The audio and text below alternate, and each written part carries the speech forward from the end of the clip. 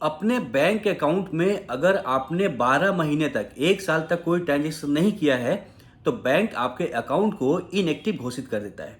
वहीं अगर आप अपने बैंक अकाउंट में 24 महीने तक कोई ट्रांजेक्शन नहीं करते हैं, ना ही पैसे जमा करते और ना ही निकालते हैं, तो बैंक 24 महीने के बाद उस अकाउंट को डोरमेंट घोषित कर देता है। इनएक्टिव और डोरमेंट में क्या फ़र्क है? अगर आपका अकाउंट इनएक्टिव हो जाता है तो फिर से आप बैंक में जा करके कुछ पैसे जमा करके या निकाल करके उसे एक्टिव कर सकते हैं। लेकिन अगर आपका बैंक अकाउंट डोरमेंट हो जाता है तो आपको बैंक में जाना पड़ेगा, बैंक में जाके एप्लीकेशन देना पड़ेगा, एप्लीकेशन के साथ केवाईसी के डॉक्यूमेंट जमा करना पड़ेंगे और आपको बताना पड़ेगा वहाँ पे कि आपने 12-24 महीने तक अपने अकाउंट को क्यों नहीं यूज़ किया।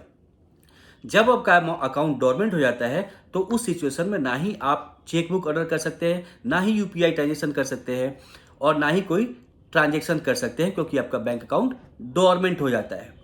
तो डोरमेंट अकाउंट को एक्टिव करने के लिए बैंक में जाना पड़ेगा। बैंक में जाकर के सारे दस्तावेज देके 2 से 3 वर्किंग डे में बैंक के अधिकारी आपके अकाउंट को फिर से एक्टिव कर देते हैं।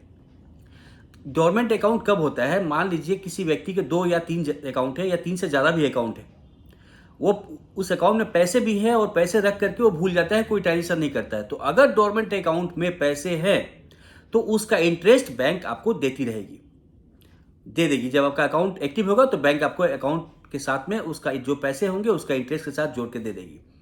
डोरमेंट अकाउंट में क्या होता है? डोरमेंट पार्टिकुलर जो प्राइवेट जॉब करते हैं वो जब अपना जॉब को स्विच करते हैं, दूसरे कंपनी में जाते हैं, तो दूसरी कंपनियां दूसरे बैंक में उनका अकाउंट खोल लेती है। पहले वाला जो अकाउंट होता है उसे वो बंद नहीं करते हैं, वैसे ही उसी अवस्था में छोड़ देते हैं। इसके लिए वो डोरमेंट हो जाती है। तो बैंक अकाउंट को डोरमेंट से बचाने के लिए जितना कम से कम बैंक अकाउंट हो यूज़ करें।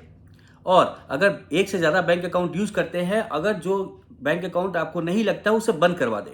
लेकिन एक और बात, बैंक अकाउंट जब आप खुलवाने जाते हैं तो बैंक क्लोजर चार्जेस क्या होता है वो भी जान लें बैंक से, क्योंकि अगर बहुत सारे बैंक जो है ये बैंक अकाउंट खुद खोल लेते हैं और बहुत सारे लोग समझते हैं कि बैंक में जब हम अपना अकाउंट को क्लोज करने जाएंगे, बैंक अकाउंट को बंद करने जाएंगे तो बैंक हमसे कोई चार्जेस नहीं लेगी। ये भूल धारणा है, क्योंकि बैंक में अगर आप अपना अकाउंट बंद भी करवाने जाते हैं तो बैंक अकाउंट क्लोजर चार्जेस भी लेती है।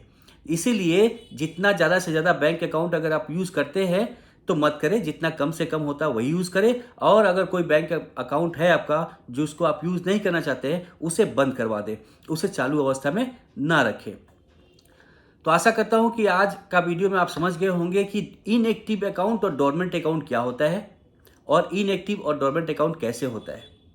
इनएक्टिव अकाउंट को आप पैसे जमा करके, कैश विड्रॉ करके या जमा करके उसको एक्टिव करा सकते हैं, और डोरमेंट हो जाता है तो आपको बैंक में जाने के बाद उस अकाउंट को 2 से 3 वर्किंग डे में सब डॉक्यूमेंट जमा करने के बाद आपका अकाउंट एक्टिव हो जाता है।